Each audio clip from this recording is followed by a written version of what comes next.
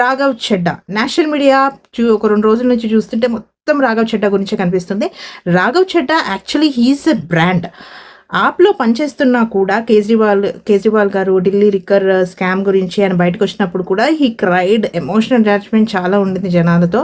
కానీ రాఘవ్ చెడ్డా ఎక్కడ కూడా మాట్లాడలేదు.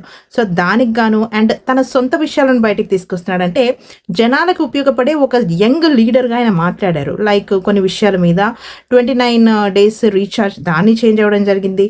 అండ్ అలాగే పార్లమెంట్లో ఆయన లేవలెత్తిన ఎన్నో విషయాలు లైక్ ఎయిర్పోర్ట్స్లో చాలా వరకు రేట్స్ ఎక్కువ ఉంటాయి. సో ఆ రేట్స్ తగ్గించడం జరిగింది. జనాలకి చాలా ఇన్ఫ్లుయెన్సింగ్గా అనిపిస్తుంది.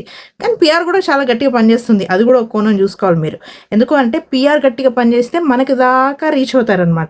సో ఇంకా బ్లింకిట్ కూడా ఆయన ఒక డ్రైవర్గా కూడా ఒక రోజు వెళ్ళడం జరిగింది. So he associated with many things అనమాట. సో ఆయనని లిటరలీ తీసేసింది. సో నెక్స్ట్ ఏం జరుగుతుంది? ఆయన అయితే పోరాటం చేస్తున్నట్టే కనిపిస్తుంది. మరి మీ విజన్ ఏంటి రాఘవ్ చెడ్డా గురించి? ఒక్కసారి కమెంట్ చేసేయండి.